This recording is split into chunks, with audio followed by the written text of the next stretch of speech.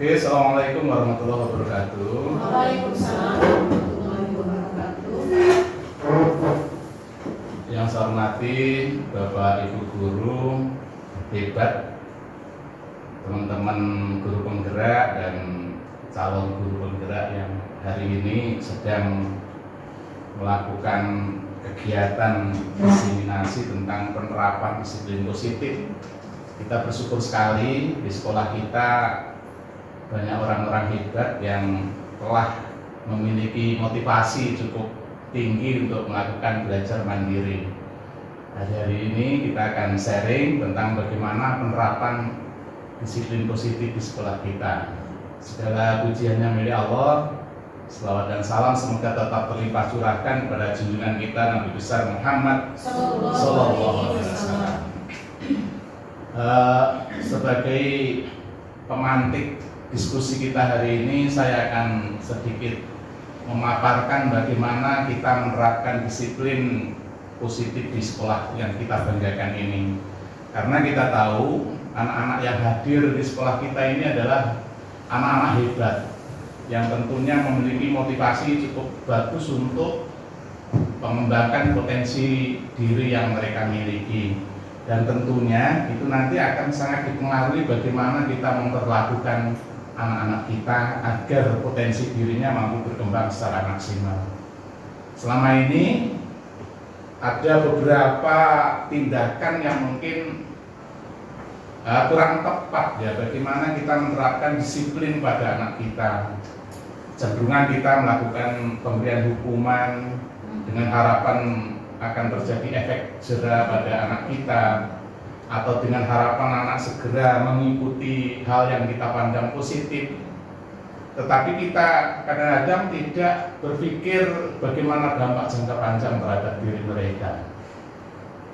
Ada beberapa pertanyaan mungkin, bolehkah kita memaksa anak kita untuk melakukan sesuatu hal yang baik? Itu mungkin jadi pertanyaan yang menggelitik. Karena itu kita berharap mungkin dengan cara memaksa menjadi tidak baik. Nah, sekarang coba kita bahas, ada beberapa item di penerapan disiplin positif yang akan kita diskusikan hari ini. Yang pertama itu ada pertanyaan, bolehkah kita memaksa? Yang kemudian yang kedua, bagaimana penerapan segitiga restitusi di sekolah kita? Terus bagaimana posisi kontrol bagi guru tentang penerapan disiplin di sekolah kita dan hukuman serta konsekuensi penerapannya, dan kemudian bagaimana dipandang dengan penerapan segitiga restitusi di sekolah kita. Kita lihat untuk poin pertama, anggapan yang sering muncul itu dipaksa dulu nanti terbiasa. Kadang-kadang paksaan-paksaan ya mungkin dengan melakukan sesuatu hal yang kita anggap positif, harapannya ke depannya akan muncul kesadaran-kesadaran pada anak-anak kita. Perilaku tidak akan menjadi kebiasaan jangka panjang. Perilaku hanya akan dilakukan jika ada paksaan. Itu nanti akan muncul seperti itu. Jika itu dilakukan dengan cara paksaan tadi. Nah, karena bukan muncul dari kesadaran internal anak kita, sehingga itu munculnya motivasi eksternal. Terus kemudian sesuatu hal baik itu akan hilang ketertarikannya, atau akan muncul kehilangan rasa tertarikannya terhadap suatu hal yang kita anggap positif itu tatkala tidak ada treatment dari kita untuk melakukannya. Kemudian yang ketiga, akan berakibat kemerdekaan berekspresi dan potensi anak menjadi sangat terbatas. Itu harapannya tiga hal ini yang mungkin akan terjadi jika kita melakukan hal positif dengan cara memaksakan kepada anak kita. Makanya sedapat mungkin kita mungkin akan melakukan sesuatu dengan cara yang lebih tepat. Lalu bagaimana kira-kira kita melakukan anak kita itu agar disiplin positif itu bisa kita berlakukan? Bapak pendidikan kita, Ki Hajar Dewantara, pernah menyampaikan bahwa di mana ada kemerdekaan, disitulah harus ada disiplin yang kuat. Sehingga kalau penerapan disiplin dengan cara yang benar, anak akan memiliki kebebasan untuk berekspresi, melakukan sesuatu hal yang baik. Sesungguhnya disiplin itu bersifat self-disiplin, jadi motivasi internal itu diupayakan tumbuh pada diri anak kita dan itu akan berdampak jangka panjang. Sebab jikalau kita tidak cakap melakukan self-disiplin, wajiblah penguasa lain mendisiplinkan diri kita. Nah, disiplin diri dapat membuat seseorang menggali potensi menuju kepada suatu tujuan, sesuatu yang dihargai dan bermakna. Ini menurut dosen. Lalu bagaimana sebaiknya kita memperlakukan murid kita? Yang pertama mungkin mengajak murid kita melakukan sesuatu yang membuat mereka merasa senang. Terus yang kedua, membantu murid menemukan inspirasinya sehingga itu menjadi bermakna pada dirinya. Yang ketiga adalah membuka ruang dialog dengan murid. Dengan dialog yang banyak, kemudian kita memberikan pertanyaan-pertanyaan yang memberikan pemahaman tentang konsekuensi-konsekuensi atas tindakan yang dilakukan itu, saya kira menjadi sesuatu hal yang penting daripada kita menjudge anak atau kita menginstruksikan anak dengan cara memaksa untuk melakukan hal yang kita yakini itu baik. Sehingga muncul pertanyaan, masih relevankah diterapkan hukuman positif? Hukuman fisik bagi anak kita. Ini terkadang muncul ya. Ada anak melakukan kesalahan kecil, disuruh squat jump, disuruh push up, atau terkadang ya kita cubit kecil gitu, dengan harapan itu tadi, dengan secara cepat anak melakukan tindakan yang kita anggap baik. Padahal ini akan berdampak panjang dan membekas pada diri anak.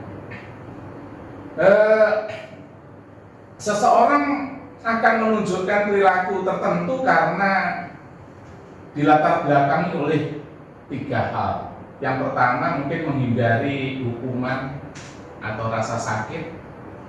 Yang kedua mungkin untuk ingin dihargai atau ingin dihormati oleh orang lain. Yang ketiga mungkin menghargai diri sendiri, bahwa hal yang dilakukannya itu sangat baik bagi dirinya. Menghindari hukuman atau rasa sakit, ini kita bahas yang pertama. Perlu diketahui bahwa secara naluriah manusia itu cenderung untuk menghindari rasa sakit dan tidak mau dihukum. Itu manusiawi, termasuk kita gitu ya. Terus kemudian rasa sakit dan hukuman cenderung menghasilkan emosi-emosi negatif. Hukuman membuat seseorang merasa lelah dan letih karena pikiran mereka berusaha keras untuk menghindari rasa sakit itu. Termasuk kita, Bapak Ibu guru gitu kan. Nanti akan bisa dipertanyakan motivasi Bapak Ibu guru mengajar dengan rajin di kelas itu alasannya apa? Apakah karena itu takut diketahui oleh kepala sekolah kan misalnya kalau terlambat nanti nilai kinerjanya rendah gitu kan. Mungkin itu masuk poin yang pertama, level pertama saya kira itu ya. Atau mungkin kesadaran diri bahwa menjemput keberkahan gitu kan ya. Saya melakukan pekerjaan dengan penuh ikhlas, mudah-mudahan urusan kita oleh Allah dimudahkan di sisi lain, gitu kan, itu salah satu mungkin nanti masuk level yang ke berapa. Dan mungkin hal-hal itu juga bisa ditanyakan oleh kepada anak-anak kita ya. Mengapa kamu begitu rajin belajar? Apakah kamu karena ingin sesuatu, gitu kan? Atau kamu takut kalau nanti dihukum oleh Pak A, oleh Ibu A, gitu kan? Atau oleh kakak kelasnya kan gitu. Jadi saya kira itu perlu. Lalu bagaimana tip menghindari murid yang menunjukkan perilaku buruk? Ada 3 tip yang mungkin bisa kita lakukan nanti untuk menghadapi murid kita yang menunjukkan perilaku buruk. Yang pertama, jangan langsung menghakimi murid, panggil mereka, kemudian ajak dialog dari hati ke hati, gitu kan. biarkan mereka menceritakan tentang motivasinya apa dia melakukan itu, sehingga dari situ nanti muncul kesadarannya. Terus kemudian kita berupaya belajar menjadi pendengar yang baik. Ketika anak bercerita, kita ungkap pertanyaannya, menyampaikan mengapa dia melakukan seperti itu, terus kemudian kita dengarkan. Setelah itu di akhirnya kita mencoba memberikan konfirmasi tentang konsekuensi-konsekuensi atas apa yang dilakukan. Seperti beberapa kali saya menyampaikan kaidah konseling itu penting gitu ya. Seorang konseling itu tidak mengambil keputusan, tapi hanya menyampaikan beberapa alternatif. Kalau kamu melakukan ini, konsekuensinya ini. Kalau kamu melakukan kegiatan ini, konsekuensinya ini. Nah, silahkan kamu memilih yang mana. Dari situ nanti anak akan bertanggung jawab atas keputusan yang mereka ambil.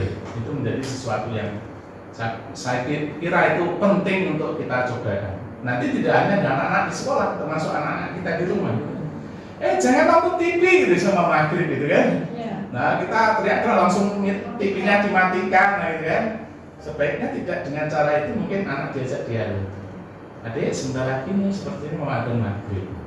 Bagaimana kalau kita matikan dulu? Nah, sehingga muncul suatu saat tidak kita yang matikan, biar anak kita yang mungkin bisa mengingatkan kita sendiri, gitu kan. Tahu waktu. Nah, sehingga muncul tadi tahu waktu. Terus kemudian yang kedua adalah mendapatkan penghargaan dan penghormatan dari orang lain. Ini level yang kedua. Jadi level pertama. Kadang untuk memotivasi anak agar mereka rajin belajar, mendapatkan nilai baik di kelas, kita sampaikan, anak-anak nanti yang mendapatkan nilai 100 akan saya beri hadiah mobil. Mobilan. Mobil-mobilan yang gitu kan.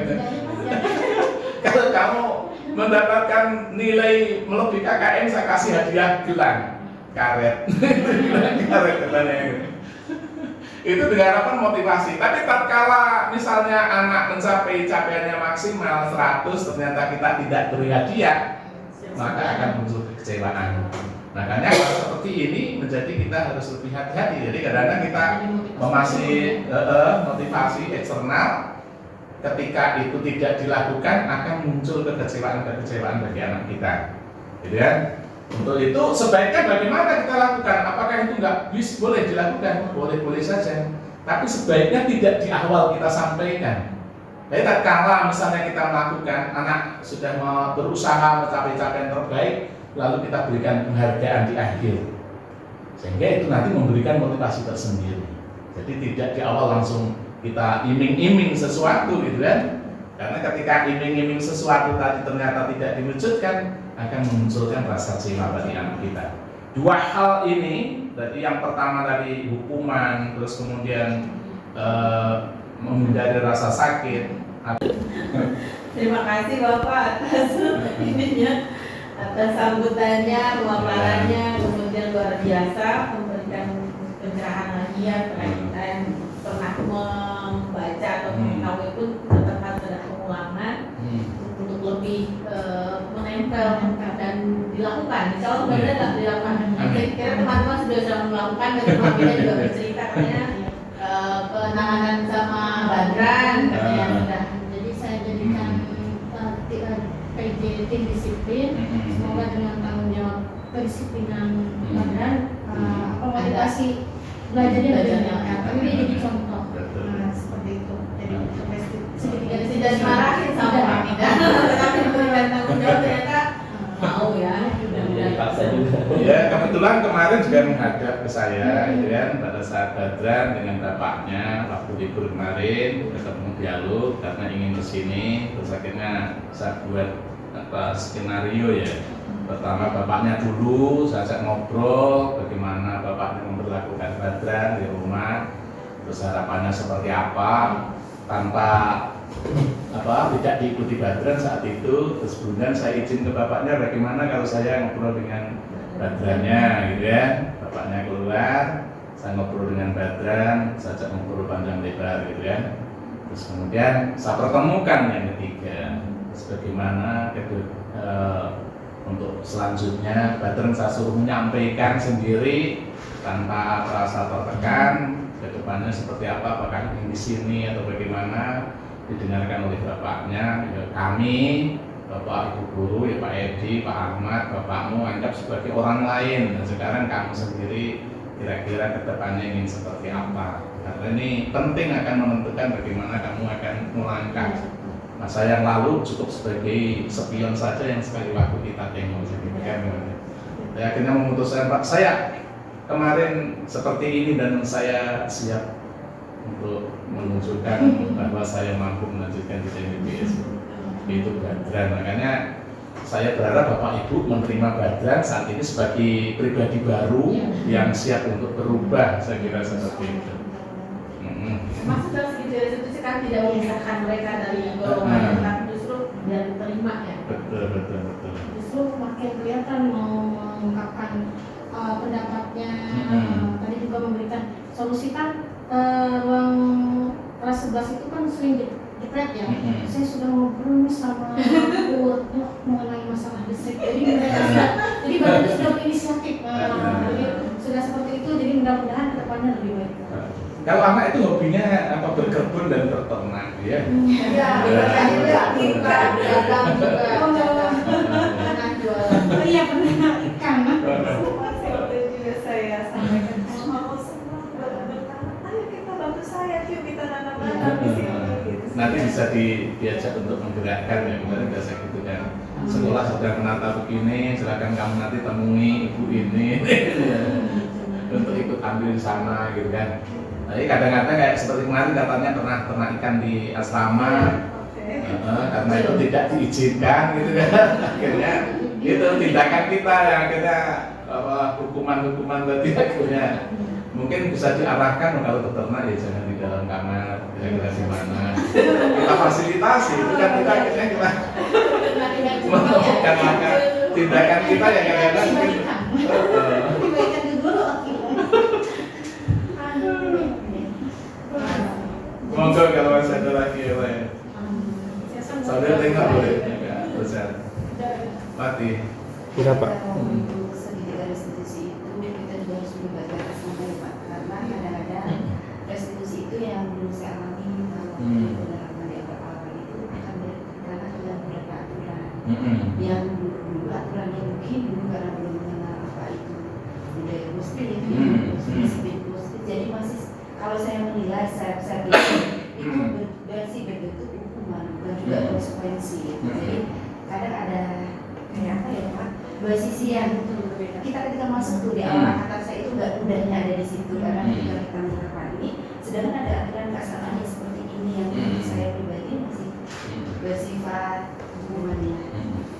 Kemarin ketika di sebagian tatip yang dibuat komitmen dengan anak-anak dengan kesiswaan kemarin masih ada, misalnya ya beberapa hukuman fisik tapi yang terukur, itu masih ada. Nah itu mungkin pelan-pelan perlu dihilangkan.